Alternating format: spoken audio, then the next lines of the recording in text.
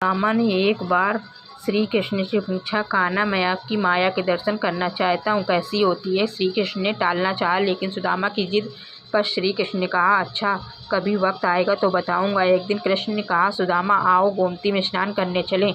दोनों गोमती के तट पर गए, वस्त्र उतारे, दोनों नदी में उतरे। श्री कृष्ण स्नान करके तट पर लौट आए, पीताम्बर पहनने लगे। सुदामा ने देखा कृष्ण तो तट पर चले गए हैं, मैं एक डुबकी और लगा लेता हूँ। और जैसे ही सुदामा ने डुबकी लगाई, सुदामा को लगा गोमती में बाढ़ आ गई है, वह बहे जा रहे। सुदामा जैसे तैसे एक घाट के किनारे रुके, घाट पर चढ़े, घूमने लगे। घूमते घूमते गांव के पास आए और वहां एक हथनी ने उनके गले में फूल माला पहना दी।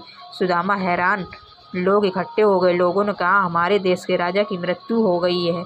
हमारा नियम है कि राजा की मृत्यु के बाद हथनी जिस भी व्यक्ति के गले में माला पहना दे वही हमारा राजा होता है। हथनी ने आपके गले में माला पहनाई है, इसलिए अब आप हमारे राजा हैं। सुदामा हैरान हुए, मैं राजा बन गया। एक राजकन्या के साथ उनका विवाह भी हो गया, 2 पुत्र भी पैदा हो गए। एक दिन सुदामा की पत्नी बीमार पड़ गई, आखिर में मर गई। सुदामा दुख में रोने लगे। उसकी पत्नी जो मर गई थी, जिन्हें वह बहुत चाहता था, सुंदर थी, सुशील थी। लोग इकट्ठा हो गए। उन्होंने सुदामा को कहा, आप रोएं नहीं, आप हमारे राजा हैं, लेकिन रानी जहाँ गई है वहीं आपकी भी जाना है। यह मायापुरी का नियम है। आपकी पत्नी को चिता में अग्नि दी जाएगी, आपको भी अपनी पत्नी की चिता में प्रवेश करना होगा, आपको भी अपनी पत्नी के साथ जाना होगा। यह सुनकर तो सुदामा की सांसें रुक गईं, हाथ पांव फूल गए। अब मुझे भी मरना होगा, मेरी पत्नी की मौत हुई, मेरी तो नहीं, भला मैं क्यों मरूं? यह कैसा नियम है? सुदामा अपनी पत्नी की मृत्यु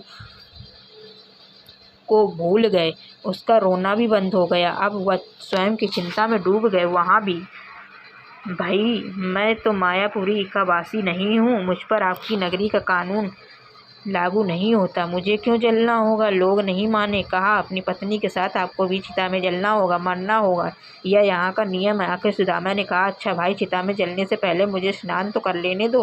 पहले तो लोग माने नहीं, फिर बात मान।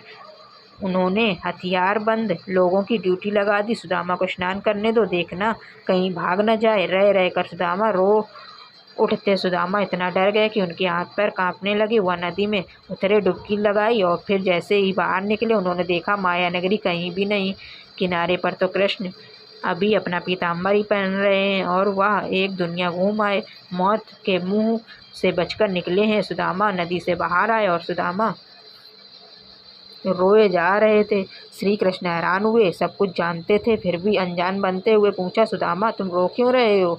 सुदामा ने पूछा, कृष्ण मैंने तो देखा है, वह सच था, या जो मैं देख रहा हूँ? श्री कृष्ण मुस्कुराए और कहा, जो देखा भोगा वह सच नहीं था, भ्रम था, स्वप्न था, माया थी मेरी, और तुम अब मुझे देख रहे हो, यही सच है, मैं ही सच हूँ। मेरे से भिन्न जो भी है वह मेरी माया ही है, और जो मुझे ही सर्वस्व देखता है, महसूस करता है, उसे मेरी माया स्पर्श नहीं करती। माया स्वयं का विस्मरण है, मैं माया ज्ञान है, माया परमात्मा से भिन्न। माया नर्तकी है, नाचती है, नचाती है।